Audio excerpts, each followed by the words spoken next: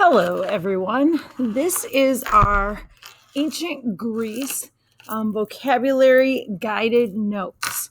So you are going to go to Google Classroom. You are going to click on the classwork tab. And you are going to scroll down, and when you get to class, it will actually be not a draft, but you're going to click on Station 1. And you are going to go and you are going to click on the directions first. So you are going to, students will go to Google Classroom in the classwork tab. They will find the assignment that is titled Station 1, Ancient Greece, Vocabulary Guided Notes. Okay. I didn't print this direction sheet out because I didn't want to waste the paper, and I figured you could just go read the directions and get going. So, number 2, as the students are watching the video, they will fill out their ancient Greece vocabulary guided notes. They will either fill in the vocabulary word or definition. They will also need to write or create some type of symbol for each word. Now, remember, the first time some of you wrote it on a paper, totally fine. Some of you did it digitally. I don't care which way you do it. Whatever you're comfortable with, go right ahead. All right, so after the students finish watching the video and complete the assignment, they will show me their papers or bring your Chromebook up and show me what you did on the computer. I'll scroll through it. Then you can put them in your vocabulary section of your binders. Now, if you do it digitally, go ahead, print it out, go down to the copy machine at the end of the hallway, and then hole punch them. I'll have my hole punch ready to go for you. Hole punch them, put them in your binder, and you will get your points that you need. If you do not finish them, sorry about your luck, but yes, they are homework and they will be due Friday, but you should have enough time. Okay. So, if you have any questions at any point, please raise your hand and I'll come see you. All right. So once we've gone over the directions, now I'm just going to show you your sheet you have. So you either pick this sheet up off of the counter, or you you pulled it up digitally. Everybody has a copy of this paper. All right, so I'm going to go back. I'm going to click on my Google slideshow, and I'm going to get to it. All right, so ancient Greece vocabulary guided notes.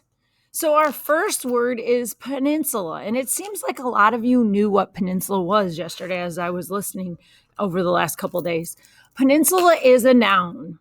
It is either a person, place, or a thing. And here it is an area of land nearly surrounded by water. So if you look in our picture, there's water on 3 sides. 1, 2, 3. Okay. Greece is known for being a lot of peninsulas. Okay. Made it challenging when it came to making a living. There weren't a lot of jobs because we had mountains as well. And we're going to talk about that later on today. But so peninsula is an area of land nearly surrounded by water. Okay. Number 2 is epic. Epic is a noun. It's a long poem or a story. And the Iliad is one of the stories that we're going to read and talk a little bit about today. And then we'll go over some more next week. Oops. Number 3 is Acropolis. I know some of you, especially yesterday, I said something about Batman, and that was Metropolis. So sorry about that. Acropolis is another noun. It's a high, rocky hill where early people built cities. So if you look, you have your cities below, and then up on this hill, you see the city. So Acropolis, a high, rocky hill where early people built cities, has nothing to do with Batman. Sorry about your luck. Okay, our next word is city-state. And guys and ladies, I heard a lot of you saying a city and a state. A city-state is a noun. It is a city with its own traditions, government, and laws. Both a city and a separate independent state. So you're kind of right when you said a city and a state. and there's a picture. This was what I pulled up, what came up for me with Google Images. So our next word, aristocrat. Aristocrat is a noun. It's a member of a rich, powerful family. So if your family was wealthy, you may have been an aristocrat during in ancient Greece. Tyrant. Tyrant is a noun. It is a ruler who takes power with the support of the middle and the working class. Now, tyrant, if you remember from English class last year, you had connotations and denotations. So denotation was the dictionary definition, right? So connotation was the feeling that the word is given, that gives you, right? That it gives you.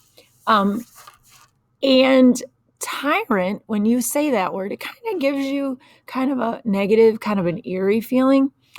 Tyrants, when we think of the word, were mean and cruel. And they could be, but they also could be actually, I would say, respectful, nice almost, or decent to the people.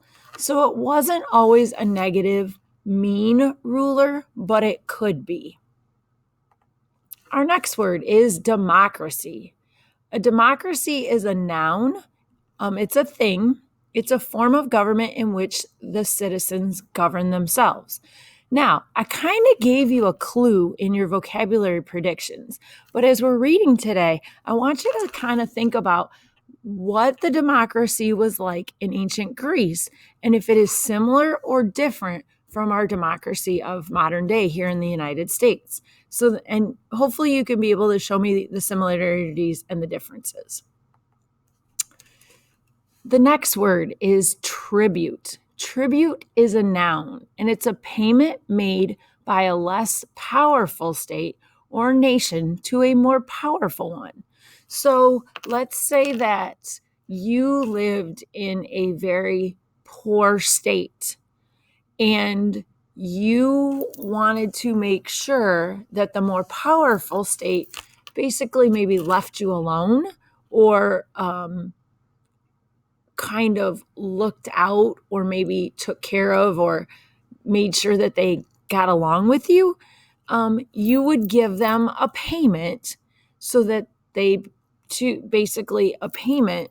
And it could be for a number of different reasons. But typically when I think of a payment for something like this, it might be for like protection, security. So if you can think of any other reasons, I'd be more than happy when we're talking about it. Give me your suggestions. Love to hear them. Okay. Our next word is immortal. Immortal is a noun, and in this case, it's a person. It's someone, or it can be a thing, that lives forever. Okay. You may have, if you've read or you like Greek mythology, you may have heard of immortals when you've been reading stories. Oracle. Oracle is a noun. In ancient Greece, a sacred site used to consult a god or goddess, any priest or priestess who spoke for the gods. Okay, so it's an actual very sacred site. Now, think about what the word consult means. Okay, consult can be like you go and you ask for someone's advice, right? So a sacred site could be a place where you go to consult or get the advice of a god or a goddess or a priest or priestess. Philosopher. A philosopher is a noun, and it's someone who used reason to understand the world. In Greece, the earliest philosophers used reason to explain natural events. And I put some of the famous ones like Plato and Socrates and Aristotle. Tragedy. Tragedy has a negative connotation. Makes you kind of sad or eerie, kind of gives you a feeling of something maybe bad. But it's a noun, and it's a type of serious drama that ends in disaster for the main character. So it does have a negative connotation, and rightly so. All right, so those are your vocabulary words. If you have any questions at any point, please feel free to ask me. If you don't, and like I said in the directions, when you finish, either on your paper or digitally, please bring them to me. I will put your points in for the assignment right away.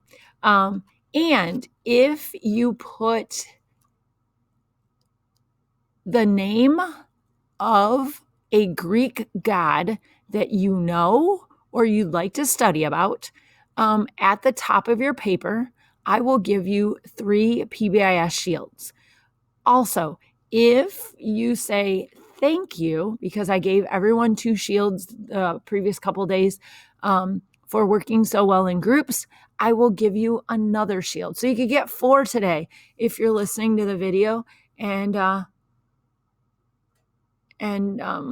you want those shields. So please remember too, Mrs. Langley told me to tell you, so I thought I'd put this in the video too, see how well you're paying attention.